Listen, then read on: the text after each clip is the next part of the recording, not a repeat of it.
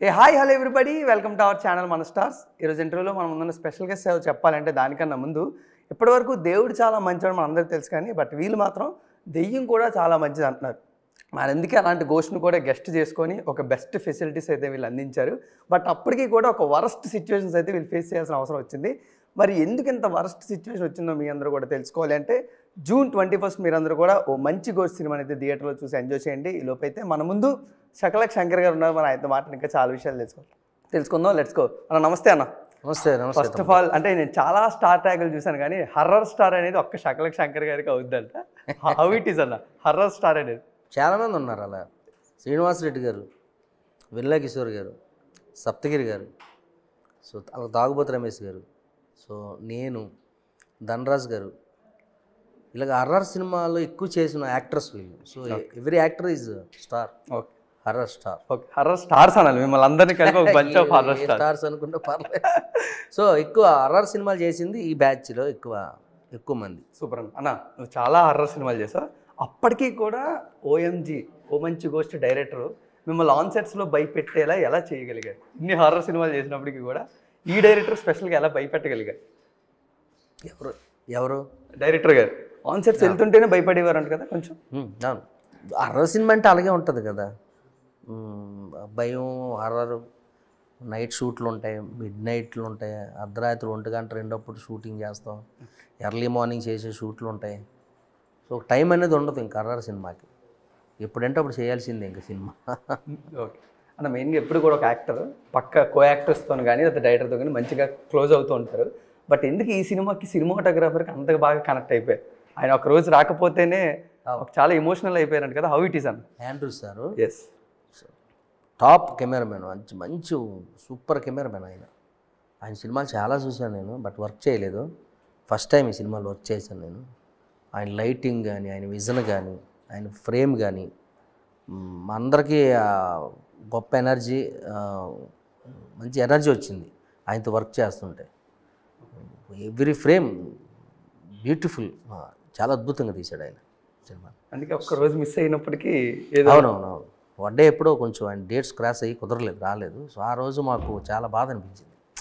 So మాకు అలవాటు పడ్డాము మేము ఆయనకి బాగా. సో నెక్స్ట్ మళ్ళీ ఆఫ్టర్ మధ్యాహ్నం నుంచి వచ్చారు ఆయన. యాక్టర్గానే కాకుండా ఓఎంజీలో ఒక సింగర్గా కూడా ఒక మంచి మసాలా మాస్ సాంగ్ని అయితే పాడడం జరిగింది. ఎలా జరిగిందన్నా అనూప్ రూబెన్స్ గారు ప్రజెంట్ చేస్తూ అనూప్ రూబెన్స్ గారు మ్యూజిక్ అందిస్తూ అండ్ మిమ్మల్ని సెలెక్ట్ చేసుకోవడం, అది ఆ క్రెడిట్ నాదేం కాదు తమ్ముడు. ఈ పాడడం అంటే ఎవరైనా పాడతారు, కొంచెం గొంతు బాగుంటే ఎవరైనా పాడవచ్చు. బట్ ఆయనకి ఏం కనెక్ట్ అయింది మరి నాలో, ఆ ట్యూన్లో, ఆ వాయిస్లో. సో ఆయన మంచి ట్యూన్ ఇచ్చి పదాలు కూడా మంచి పదాలు రాసి పాడించారు నాతో. సో నేనుండి మా శ్రీకాకుళం సింగర్ ఆయన ఉన్నారుగా, అందులో పాడారు. ఏది అలా వైకుంఠపురంలో చిత్రాలు సిరపడు పాడాడు కదా, సూరయ్య అని. సో ఆయన నేను ఇద్దరం పాడాం. సార్ ఇద్దరితో పాడించారు ఆయన ఈ పాట. మంచి ఫేమస్ అయింది, అందరూ చూస్తున్నారు సాంగ్. రెస్పాన్స్ ముందే ఎక్స్పెక్ట్ చేశారని ఇంత రెస్పాన్స్ వస్తుందని మీ వాయిస్? నో ఎక్స్పెక్టేషన్ దేర్ కూడా. అది బయటకు వచ్చాకే తెలిసేది అది సక్సెస్సా ఏంటనేది. సో మనం చేయడంలో మాత్రం కొంచెం బాగా చేసాం అనే ఫీల్ ఉంటుంది అనుకోవడంగానే. అదంతా అయితే ఒకటి అనుపు రూబిన్ సార్, ఆయన మ్యూజిక్ ఆల్రెడీ ఫ్యాన్స్ ఉన్నారు, వరల్డ్ వైడ్గా ఫ్యాన్స్ ఉన్నారు ఆయనకి. బాగుంది, సాంగ్ బాగా వచ్చింది, మంచి పేరు వచ్చింది ఆ సాంగ్కి. యాక్టర్గా ఎరగొడతారు ఇప్పుడు కూడా, బట్ సింగర్గా ముందు వెళ్తున్నప్పుడు ఎలాంటి ప్రికాషన్స్ కానీ ఎలా కేర్ తీసుకున్నారు అంటే ఎలా పలకాలి ఇవేం చెప్పారు? అనూప్ రూబెన్స్ గారు ఇచ్చిన టిప్స్ ఆయనే, నాకేం తెలీదు, ఆయనే చెప్పించి ఆయనే పాడించారు అనమాట. But great. అంటే నందిత శ్వేత గారితో నాకు తెలిసి ఇది సెకండ్ సినిమా మీది, అండ్ కాంబినేషన్లో ఆల్రెడీ మీరు అక్షర్ ఏదో చేశారు, 3 చేసాం. మెయిన్ పెద్దగా ఎక్కువ రోజులు అంటే ఈ సినిమా చేసాం. గ్రేట్. అక్షరా చేసాం అంతకుముందు. అండ్ అగైన్ కాంబినేషన్ రిపీట్ అవుతున్నప్పుడు ఎలా ఉంటుందన్న? ఇప్పుడు అక్షరాలో మళ్ళీ యాక్ట్ చేశారు మంచిగా, అది కూడా అలాంటి సినిమా వస్తుంది. మళ్ళీ అలాంటి యాక్టర్స్తో వర్క్ చేసినప్పుడు హౌ ఇట్ ఈస్ అంటే ఎంత కంఫర్టబుల్గా ఉంటుంది, ఎలా వర్కింగ్ స్టైల్ ఎలా ఉంటుంది మెయిన్గా అందులోని? ఎన్ని సినిమాలు చేసినా కంటెంట్లు, కథలో క్యారెక్టరేషన్లు మారిపోతుంటాయి కదా. సో అదే కొత్తగా ఉంటుంది. సూపర్. అండ్ అంటే హారర్ సినిమాల్లోని రెగ్యులర్గా ఇప్పుడు మీరు హారర్ స్టార్స్ అందరూ కూడా ఒక రెగ్యులర్ ప్యాటర్న్లోనే ఉంటుంది కదన్న. అంటే క్యారెక్టర్స్లో ఎంత డిఫరెంట్ అనేది మీరు చూస్ చేసుకుంటారు మెయిన్గా. ఇప్పుడు గీతాంజలి మళ్ళీ వచ్చింది కానీ, ఓ మంచి గోష్ట్ కానీ, వీటన్నిటిలోనే అంటే దెయ్యాన్ని చూసి భయపడడం అనే క్యారెక్టర్స్ ఎక్కువ చూస్తూ ఉంటాం కదా.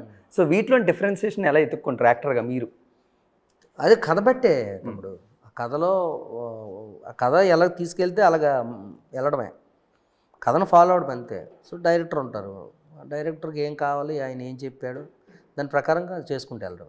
సూపర్ అన్న, గ్రేట్. అండ్ గీతాంజలి కానీ రీసెంట్గా ఆ ఒక్కటి అడగ కానీ ఇప్పుడు ఓ మంచి గోష్టి కానీ ఈ మధ్యన బాగా కనబడుతున్నారు, కానీ కొన్ని బ్యాక్ అంటే 2022 ఆ కరోనా టైంలో కొంచెం ఎక్కువ కనబడలేదు. What is the main reason అన్న దాని పడుకుని నిద్ర వచ్చి బాగా చెప్పండి అన్న. ఎంతే, ఒకసారి క్యారెక్టర్లో ఒకసారి డౌన్ అవుతాయి, ఒకసారి షూటింగ్స్ జరగవు, కొన్ని ప్రాబ్లమ్స్ వల్ల, కొన్ని ఇబ్బందుల వల్ల జరగవు. జరగనప్పుడు లేదు, జరిగినప్పుడు వెళ్తాం అంతే. సో వన్ అండ్ లీడ్ యాక్టర్గా సినిమాలు చేశారు, అండ్ ఇప్పుడు మళ్ళీ సపోర్టింగ్ యాక్టర్గా చేస్తున్నారు. విలన్గా కూడా శకలక్ శంకర్ గారు మనసులో చిన్నది ఉంది, ఆ నాటు వెయ్యాలని ఎప్పటికన్నా ఒక తమిళ్ విలన్ లాగా. సో అలాంటివి ఏమైనా ఎక్స్పెక్ట్ చేయొచ్చా తెలుగు స్టైల్ నుంచి? చేయొచ్చు, వస్తే చేస్తాం. బట్ ఏమైనా ఇన్స్పిరేషన్ ఉందా అన్నట్టు ఎలాంటి క్యారెక్టర్స్ అంటే ఆల్రెడీ మీరు కొన్ని సినిమాలు చూస్తుంటారు కదా, ఇలాంటి క్యారెక్టర్స్ అయితే నాకు కరెక్ట్గా సూట్ అవుతాయి అన్నట్టు ఏమైనా?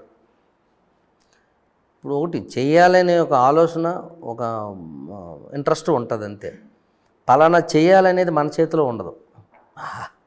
డైరెక్టర్లు వాళ్ళు రాసే కథ బట్టి, వాళ్ళు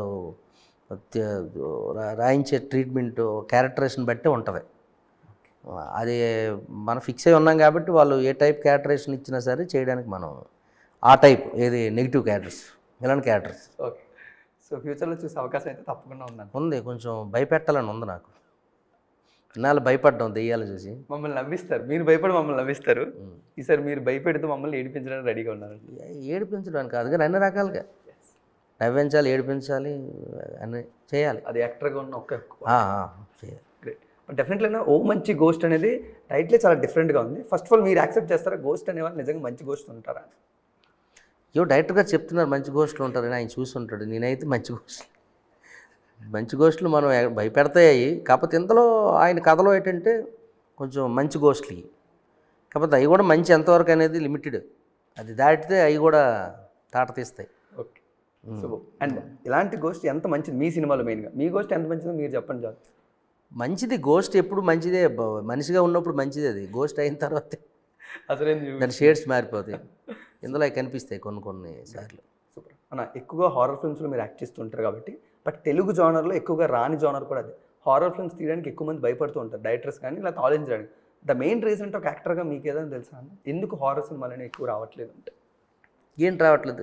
హారర్ జానర్లోనే హారర్ సినిమాలు అనేవి ఎక్కువ రావు. మనం మాస్ యాక్షన్ సినిమాలు చూస్తుంటాం, కామెడీ సినిమాలు చూస్తుంటాం, అవి ఎక్కువ రావట్లేదు. వస్తున్నాయి కదా, అంటే అప్పుడప్పుడు వస్తుంటాయి కదా మనకి. అంతకు మించి ఏం వస్తుంది చెప్పు, అందరూ తీరు కదా ఇది. సో మొన్నే గీతాంజలి 2 వచ్చింది, మళ్ళీ వచ్చింది, జస్ట్ ఇప్పుడు ఇది వస్తుంది.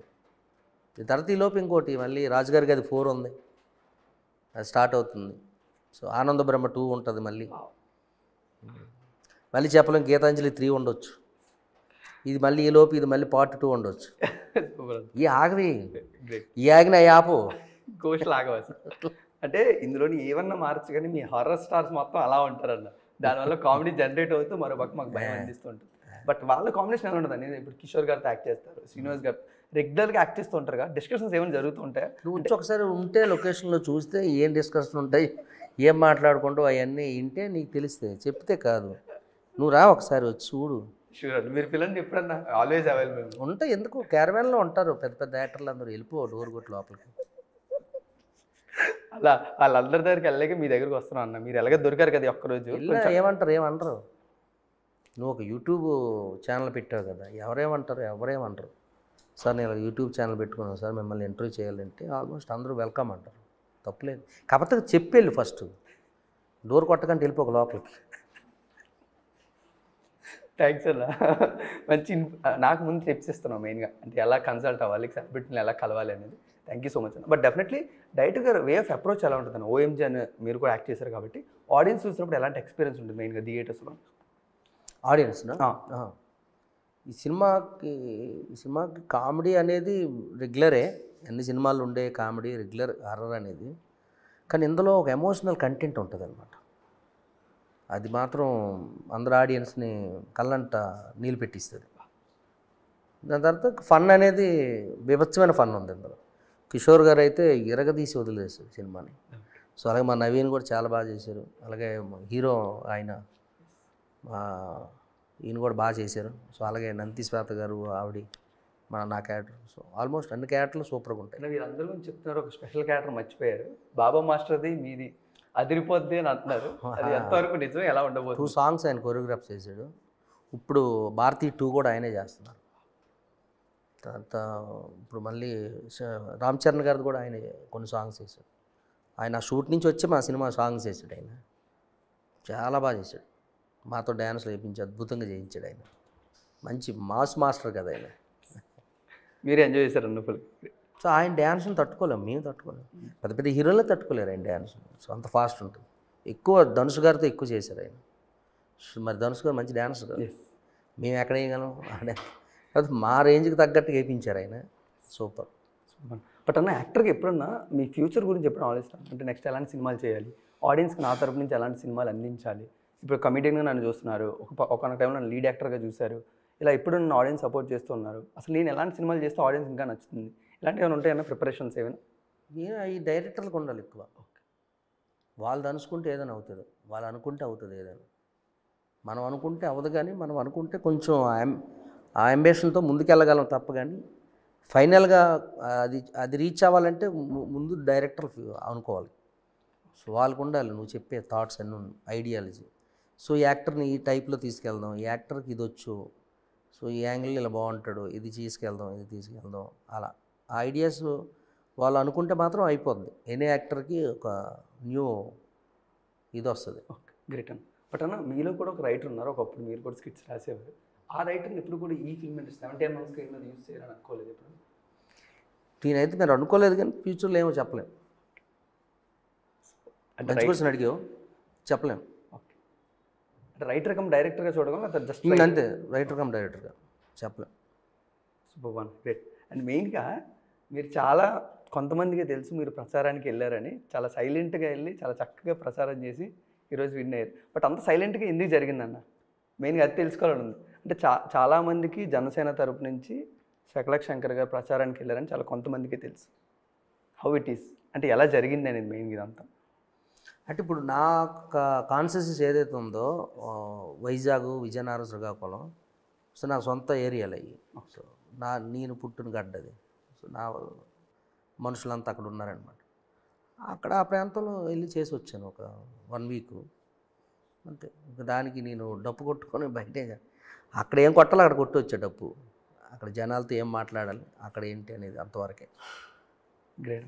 బట్ మీరు అంటే పాలిటిక్స్ ముందు ఒక మాట అన్నారు పవన్ కళ్యాణ్, అపజయం కూడా ఆయన్ని చూసి ఇంక చిరాకు వచ్చేసి విజయం ఇచ్చేయాలి ఇలాంటి వాళ్ళకి అనిపిస్తుంటుంది. సో ఫైనల్గా విజయం వచ్చింది. బట్ ఒక భక్తుడిగా లేకపోతే ఒక వీరాభిమానిగా, ఒక ఫ్యాన్గా మీ విజయం ఎలా ఉందన్న మీ మనసులో? పవన్ కళ్యాణ్ గారి విజయం కంటే మా విజయం ఇంకా. ఆయన గెలిచాడంటే మీకు గెలిచినట్టుగా. గ్రేట్. బట్ మీకు లీడర్గా ఎక్కువ నచ్చుతారని యాక్టర్గా ఎక్కువ నచ్చుతారు ఆయన? ఇప్పుడు పాలిటిక్స్లో కూడా యాక్టివ్గా చూస్తున్నాం, పాలిటిక్స్ యాక్టివ్గా సినిమాల్లో కూడా చూస్తున్నాం ఆయన్ని. మీకు ఎక్కడ ఎక్కువ బాగా నచ్చుతారా? రెండిట్లోనూ ఆయన ట్రెండ్ సెట్టరే. ఏమైనా ఒక 2 క్వాలిటీలు ఆయన నుంచి నువ్వు అబ్జర్వ్ చేసుకోవాలంటే ఏముంటాయి? పవన్ కళ్యాణ్ కానీ నేను తీసుకోవాలి ఏం తీసుకుంటాం అయితే ఏమైనా క్వాలిటీస్ నేను కూడా తీసుకోవాలి, నేను కూడా నా లైఫ్లో అవి ఇంప్లిమెంట్ చేయాలి అంటే? నేనే కాదు, అందరూ అలాగే ఫీల్ అవుతారు. ఆయన ఎథిక్స్, ఆయన ఆలోచన విధానం అన్నీ బాగుంటాయి. ఆయన trend mark, trend setter, trend అని ఫాలో అవ్వరు, ట్రెండే ఫాలో అవ్వాలి అతన్ని. Wish you great success. మాట్లాడిన కొద్దిసేపులో కూడా చాలా వాల్యుబుల్ కన్వర్జేషన్ జరిగింది మీతో. థ్యాంక్ యూ సో మచ్ అన్న. But any final note for OMG? అంటే ఓ మంచి గోస్ట్ అంటున్నారు, గోస్ట్ని ఇప్పటివరకు భయపడడానికి థియేటర్కి వస్తుంటే మీరు మాత్రం భయపడరు, ఏడుస్తారు కూడా తప్పకుండా అంటున్నారు. సో మరి మీ మాటల్లోనే ఓ మంచి గోస్ట్ గురించి ఒక 2 ముక్కలు. మంచి సినిమా, మంచి ప్రేక్షకులకి, మంచి కామెడీతో, మంచి హర్రర్తో, మంచి ఫీల్తో, అన్ని రకాలుగా మంచిగా ఉంటుంది సినిమా. గ్రేట్. మంచి ghost. So thank you so much అన్న. తప్పకుండా June 21న సినిమా థియేటర్లోనే చూస్తాం. ఇలాంటి సినిమాలు మీరు ఇంకా ఎన్నో చేస్తూ మమ్మల్ని సపోర్ట్ చేసి మమ్మల్ని ఎంటర్టైన్ చేయాలని తప్పకుండా కోరుకుంటాం. థ్యాంక్ యూ అన్న. సో గైస్, మీరందరూ కూడా తప్పకుండా June 21న ఓ మంచి గోస్ట్ అనే సినిమాని థియేటర్లోనే చూసి ఎంజాయ్ చేయండి. Thank you so much.